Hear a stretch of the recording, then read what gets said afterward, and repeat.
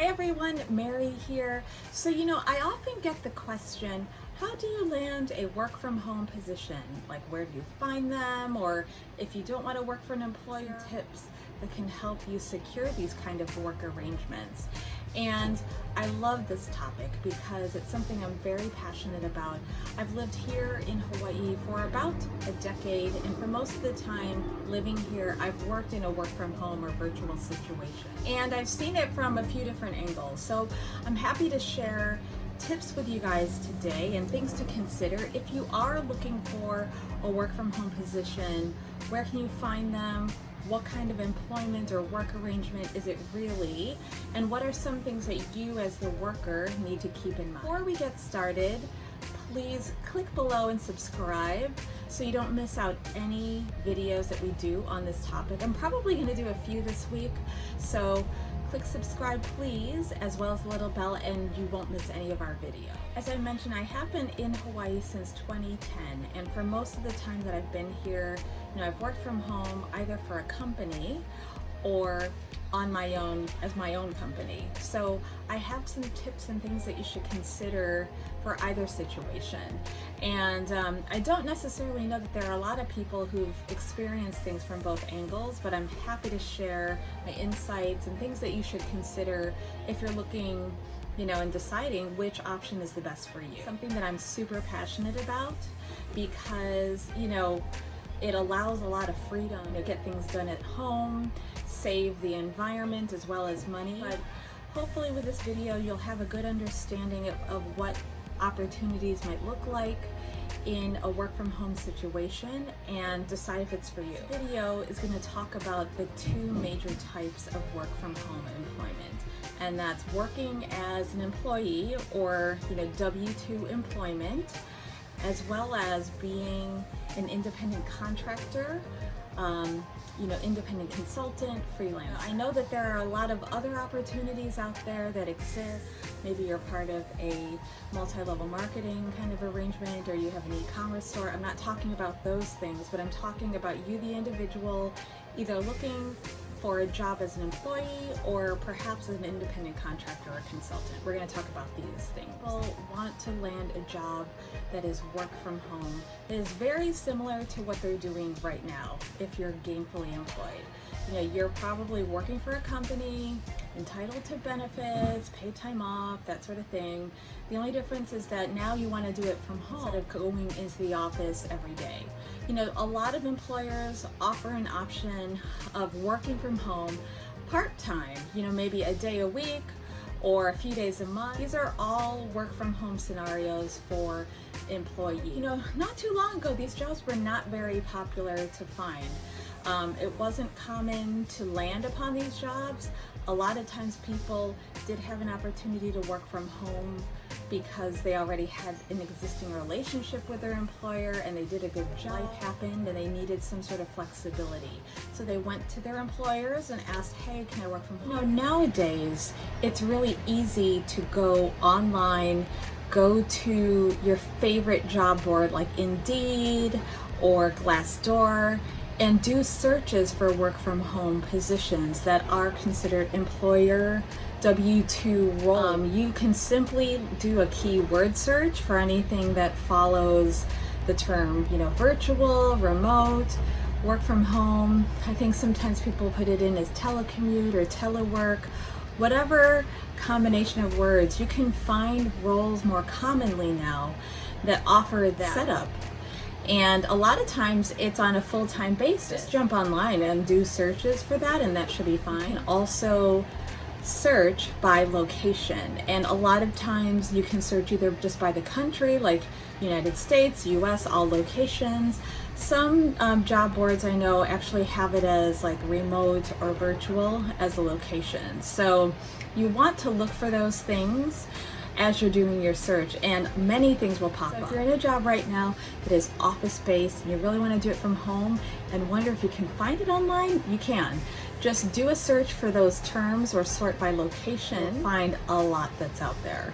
To employment, the company offers many cases, benefits, paid time off, other things that you would get reporting into the office. Are a W-2 employee and you're working from home, a lot of times the employer will provide the equipment. So this is including of the laptop, if a cell phone or some sort of phone device to make calls, other things that are essential for the role that you would have in the office type of setting. However, it's different for independent contractor roles, which we'll get into later.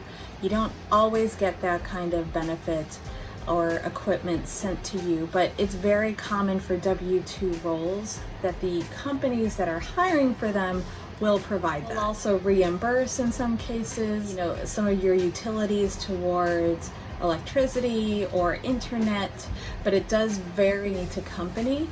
So you'll want to take a look at the terms of employment. The thing that I want to say about W-2 employment when you're working from home, standards of work as an employee, what's expected of you is still present. It's not any different that you're from home. It's not like you can just log in, work from home, peace out, don't participate. You wouldn't really expect that if you were in the office. You're still expected to attend meetings. A lot of times meetings with virtual teams and people in the office, they're actually done on platforms that integrate, video and other kinds of things to show that people are engaging and they're participating. That people who don't work from home envision the at-home worker to be kicking back, watching TV, not really doing much and still having the computer logged on as if they are working, but it's not the case. Expectations that are still out there that have virtual workers participating in the same way that their office-based staff are as well. So the second type of work from home work arrangement are independent contractor roles or 1099 work situations. And at first it might seem like a W-2 or employee-based kind of role.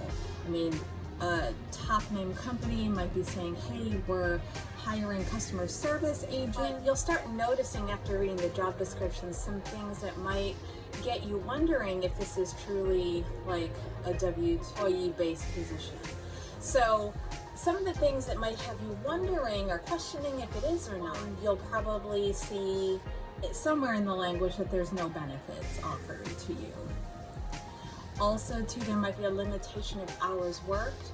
Either you can, choose your schedule, but then they might cap off hours, at some irregular number, or they might not guarantee a specific amount of, work time each week, or that some of your pay or most of your pay will be 100% commission. Seeing these ads, verbiage that does not say that the company will provide equipment for the role, that it's your responsibility as a worker to have the setup at home, and the responsibility is yours.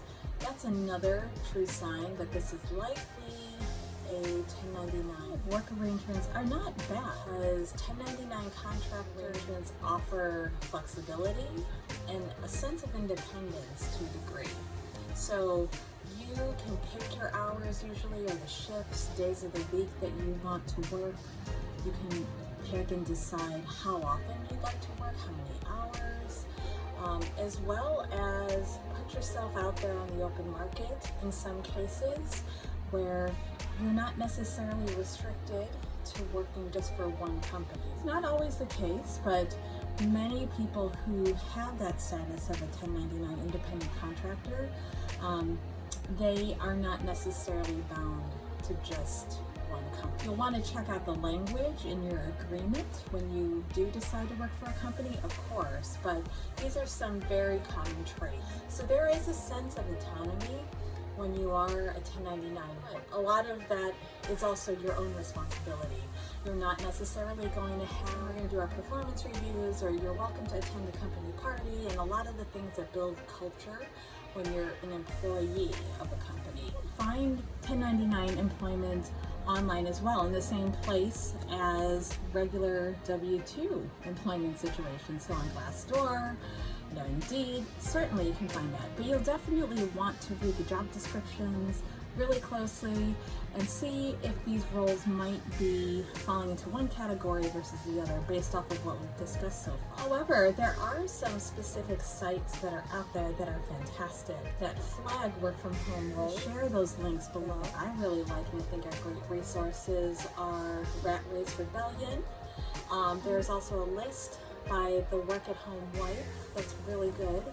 I believe there's also another website called Flex Jobs that's really helpful to identify employment with companies that are work from home based. Most of these website situations, they are free, but some of the resources do also ask for a fee. So you'll definitely want to look at those one-on-one and decide what is the best for you. Another quality about 1099 independent consultant or contractor work arrangements is that you have the ability to work as a freelancer. You know, instead of looking or, applying to jobs online and making that as your primary source of finding opportunity, you can also participate in these marketplaces, advertise opportunities to provide services to companies. So what do I mean by this? These are websites, Upwork, Freelancer.com, some of these other sites where companies of all sizes all over the world, quite frankly, post opportunities where they have a project, it needs XYZ skills, they want people to bid on it, and you as an independent worker or a freelancer can go online and bid and present yourself as a company to see if you can do work for an organization. This also falls under the domain of 1099 independent contract work. Certainly it's the first step of that before you become a company and more legal of an entity, but plenty of freelancers or individuals who are 1099 workers also go out there to try to drum up business on their own as their own entity or company themselves. You're taking an active stance on marketing the skills that you have to an outside clientele. You also have to be very confident and effective with the skills that you're bringing to the team. It's great because you can also set the rates that you'd like to charge out at. It is quite frankly like running as a business because you're writing bids, you're pitching yourself for particular opportunities, you're following up, you're deciding if what you're bidding out competitively, if there's a rate, if you can play with that to make yourself seem a little more attractive. These are all things that go into this kind of work. And again, we will share links to these kind of marketplaces. And then I will say is when you're a 1099 worker and you're going out there to pitch yourself as a freelancer or someone who's a provider or a vendor to do these kind of projects for companies, it's super important to know that your product has to be really top-notch because you are a company, you're an entity saying, hey, I'm a service provider that can do this for you. I'm very professional, so it's natural that the level of quality of service that you're providing is top-notch. But I have seen people want to try the independent contractor route, they start pitching themselves, but then they get upset because the employer isn't training them on the system or isn't, hand-holding them through something to get them to the answer. This is where it's a little different than, say, if you were an employee and you might have a supervisor training you and making sure they're correcting your mistakes and giving you that feedback, and there's a lot more time that you're working with to get things right. When you are a 1099 worker pitching your own services out there as a vendor, that runway of time is super short. People are hiring you to get things done well right out of the gate.